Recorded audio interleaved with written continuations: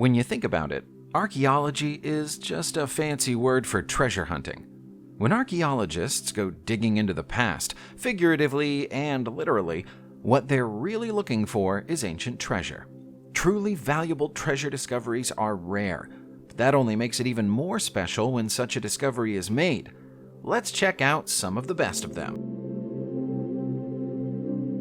We're starting off with the Ayton Eastfield Hoard, which is so named because it was found in a field in East Ayton in Yorkshire, England in 1849. It wasn't just laying around in the field, though. It had to be carefully extricated from a burial cairn.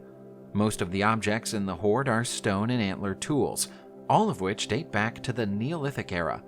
Radiocarbon dating tests carried out on the human remains inside the cairn confirm an approximate age of 5,100 years.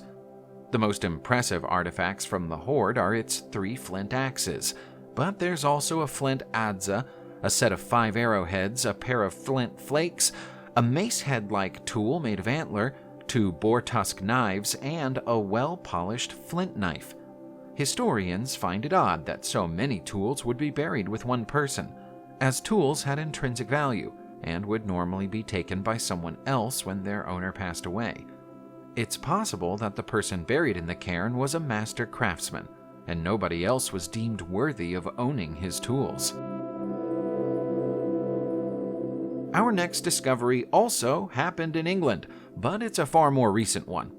In December 2022, archaeologists confirmed the discovery of what they described as a once-in-a-lifetime gold necklace in Harpole, close to the town of Northampton.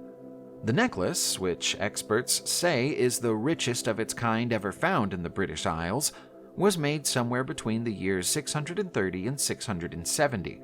It features 30 different pendants and beads, most of which are made of semi-precious stones, glass, garnets, gold, and old Roman coins. At the center of the necklace is a rectangular pendant with a cross motif made of red garnets set into gold. It looks a little like it may once have been part of a hinged clasp, but was repurposed when the necklace was made. Like most discoveries of this kind, the necklace was found inside a grave. It hasn't yet been possible to identify the person in the grave, but based on the richness of the grave goods, it's to be assumed that she was a woman of high status, perhaps even one with royal connections. We're leaving England now, but we're only going as far as Scotland. That's where the Lochar Moss torque was discovered in the early 19th century. To be more specific, it was found in Lochar Moss, which is close to Dumfries. The torque, along with a bowl, was found by laborers who were cutting peat. Experts believe that both objects were deliberately deposited in the peat bog as either a religious or votive offering. The reason the torque is in such good condition is that it was placed inside the bowl, which afforded it a degree of protection against the environment. It's made of brass and was cast as 2 separate pieces, an engraved crescent-shaped bar and a series of hollow beads. It's impossible to say how the torque would have been worn, but it's likely that it went around its owner's neck. Neck rings of this type were unique to Scotland and the north of England during the early stages of Roman colonization. That period of history is consistent with the estimated age of the Lochar Moss torque, which is just under 2,000 years. The Mogul Mughal emerald is the largest engraved emerald in the world. It's currently in the Museum of Islamic Art in Doha, Qatar, which paid £1.5 million for it in 2001. The emerald itself isn't originally from the Islamic world, though. It was mined in Colombia and then later sold to buyers in India, where it came to the attention of the rulers of the Mughal Empire. Helpfully, the emerald is engraved with a date, the year 1696, which places the engraving within the rule of Aurangzeb, the 6th Mughal emperor. The stone itself, though, could be far older. There's a discrepancy here, though, because Aurangzeb was Sunni, whereas the inscriptions on the emerald are expressly Shia. For this reason, it probably belonged to one of the emperor's officers or courtiers rather than the emperor himself. The emerald weighs 217.8 carats, and is carved all over its surface with foliate decorations along with the Shia invocations, which are written in Nashk script.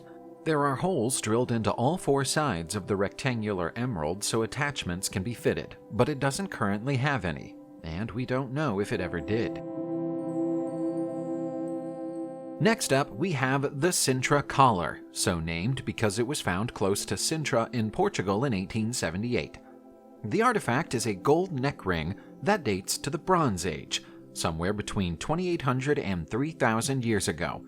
It's made up of 3 thick bars which have been tapered together and then fused at the ends. The collar still has its original ribbed link plate, which is astonishing given how delicate it is and how loosely it's attached to the rest of the artifact. Carefully incised geometric decorations on the front segments of the bars divide them into panels surrounded by triangular patterns known as the dog's tooth design. Similar decorations have been found on several other torques from the same era in southern Spain, but the more complex design of the Sintra collar and the hooked-on catch plate make it unique. Despite being found in Portugal by workers digging a ditch in a quarry, the Sintra collar is now in the British Museum in London, England, which bought it from the quarry landowner in 1900. The Theseus ring was discovered during building operations in the city center of Athens, Greece, during the 1950s. Legend has it that it once belonged to Theseus, the founder of Athens. There's no direct evidence of that, but then there's no solid evidence that Theseus ever existed, so that's not surprising. Scientific analysis of the gold signet ring has confirmed it to be around 3,500 years old, making it a product of the Mycenaean period. It's in remarkably good condition for a piece of such age, with a depiction of a bull leaping scene still clearly visible etched into its surface. In fact, it's in such good condition that until its age was verified by testing carried out in 2006, a lot of experts thought it was a fake. The name Theseus ring is connected to a myth about Theseus, which says that he swam to the bottom of the ocean to retrieve a ring thrown in there by Minos, and thus demonstrated that he had godlike powers. Given that humans can't swim to the depths of the ocean without breathing apparatuses, there's no way the myth could be true, and so this can't be the ring from the myth, but it's a fun story all the same. Giving rings to our partners as tokens of our love is a tradition as old as time, as we can see here with this 600-year-old love token that was found in Fulford, England. Now known as the Fulford ring and on display at the Yorkshire Museum, the fine gold ring was found buried in a field by metal detectorist Paul Ibbotson in December 2016. The artifact is a gold band, inset with emerald and ruby gemstones, also featuring delicate engravings of flowers. While finding a ring with either a ruby or an emerald from this era isn't necessarily unusual, finding one that has both is rare. It would have been an exotic item in the 15th century, and was probably imported to England from North Africa or the Middle East at great expense. Back then, rubies were a symbol of love, and emeralds were a symbol of chastity. That makes this piece highly likely to have been a love token, perhaps even an engagement ring. It's thought to be so valuable and exclusive that it might even have been owned by someone with connections to the royal family. The Three Brothers is the unusual name of a piece of jewelry that was created during the 14th century, but went missing in the 17th century and has never been rediscovered. We only know what it looks like because a painting of the piece was commissioned by the city of Basel in Switzerland in the year 1500. The Three Brothers, which is made up of a trio of red spinels arranged around a central diamond, was once one of the most coveted treasures in Europe. It was commissioned and first owned by Duke John the Fearless of Burgundy, and went on to become part of the Burgundian crown jewels, remaining there for a century before being sold to Jakob Fugger, a German banker. From there, the Three Brothers was sold to King Edward VI of England, who made them part of his crown jewels. As part of the crown jewels, the piece went on to be owned and worn by Queen Elizabeth I and King James I. It's thought that Henrietta Maria, the wife of Charles I, tried to sell the Three Brothers to raise money for the English Civil War. History doesn't record who she sold it to, but the jewelry hasn't been seen since 1645. Our next treasure discovery is the Cordoba treasure, so named because it was found on the outskirts of Cordoba, Spain in 1915. It's known as the Tesoro de Cordoba in its native tongue, and is best described as an outstanding collection of Iron Age silver. At the time of its discovery, archaeologists believed that the treasure had been buried by its owners for safekeeping, but for whatever reason they never came back for it. That burial took place somewhere close to the year 100 BCE. The Cordoba region of Spain was part of the Roman Empire by then, but the style of these pieces of silver jewelry confirms that there was still a strong Celtic cultural influence in the area. That's best seen in the typically Celtic large circular torque with its double cones and the zoomorphic relief decorations on the 8 armlets in the collection. All of the artifacts in the collection have been identified, save for a pair of silver lumps, which were either incomplete at the time of their burial or have been badly damaged since. The entire Cordoba treasure was sold to an American art collector in the 1920s, who subsequently sold it on to the British Museum in 1932. The Trier Gold Hoard is the gold standard by which all other gold coin discoveries are judged. The enormous quantity of Roman gold coins was found by construction workers building an underground parking lot in Germany in 1993. One of the excavators accidentally tore open a bronze cauldron, within which were 2,650 coins, the oldest of which was minted in AD 63, during the reign of the famous Roman Emperor Nero. It's believed they were hidden somewhere around the year 167 during the outbreak of the Antonine Plague, although someone came back to it to add 6 more coins in 196. It's likely the construction workers would have missed the discovery and deposited the gold in a dump if it wasn't for the intervention of amateur archaeologist Erich Eichsner, who compiled and then reported the find. Eichsner was paid 20,000 German marks for his discovery, the equivalent of around $10,000, and only a tiny fraction of the true value of the gold. That doesn't seem like a fair reward for one of the greatest gold coin discoveries of all time. The first time James Hyatt and his father went out into a field with a metal detector was a day he'll never forget.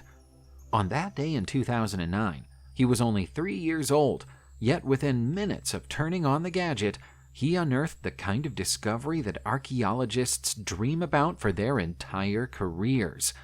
He discovered a 500-year-old solid gold locket in a field in Hockley, Essex, England, that may have originally carried a holy relic. The front of the pendant is engraved with a representation of the Virgin Mary, while the back is etched with Christ's 5 wounds. The rear of the pendant used to be able to slide open to contain a small trinket, but time and the consequences of being buried in a field for 5 centuries have sealed it shut. When such finds are made in the UK, the revenues of any sale must be divided between the finder and the landowner. That is, if the Crown doesn't claim it as treasure. However, there is a happy ending to this story.